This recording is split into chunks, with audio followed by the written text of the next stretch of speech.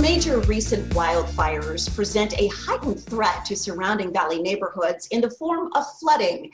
Allstate Representative Kate Pfeiffer, she is joining us to give us some tips on how to prepare ourselves and our home in case of a natural disaster. Good to see you this morning, Kate. All right, that's a correlation you don't think of, wildfires and flooding. Yeah, it's true. Normally, vegetation absorbs a lot of the excess rainfall that you'll see after a monsoon, which, reduces runoff. However, when there's wildfires and it chars and burns the ground, it also makes it unable to absorb a lot of that excess water, which results in flash flooding. So it isn't something that you would correlate, but it does happen. And according to a recent study from Allstate, less than half of Americans have a disaster plan prepared to deal with something like that.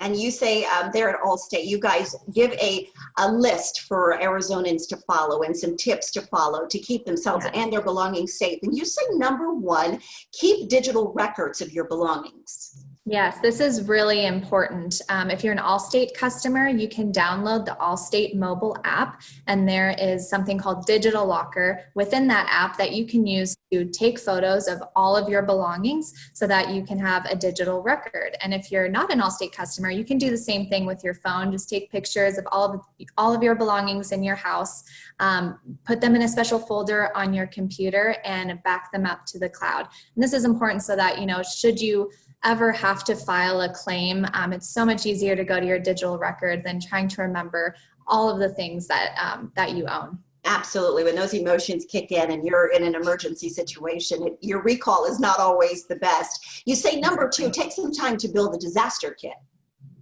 Yeah, very important to keep a disaster kit on hand for you and your family. You'll want to think about what supplies you might need for a period of 3 days, at least 3 days.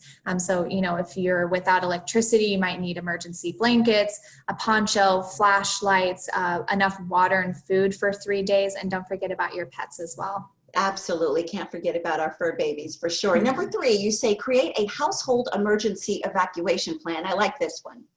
Yeah, so get your family members together and decide on a place in your neighborhood that you feel is safe where you can all meet should you ever be asked to evacuate your home.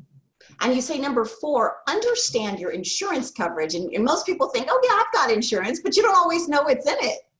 Exactly. It's so easy to say, check, I have insurance, but understand your insurance. Talk to your Allstate agent or your respective insurance agent about what your home insurance coverage actually entails. And this will give you a better understanding of what additional protections you might need.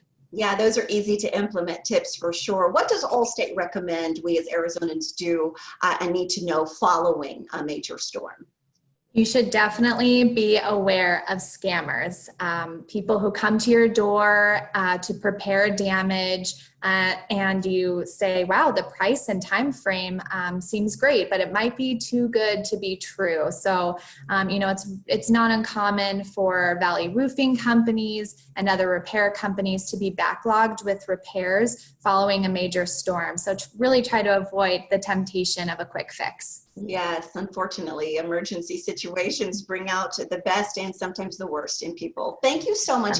Great information. If you would like more tips to protect your home and your personal belongings, please reach out to your local insurance agent. And you can also visit the Allstate blog.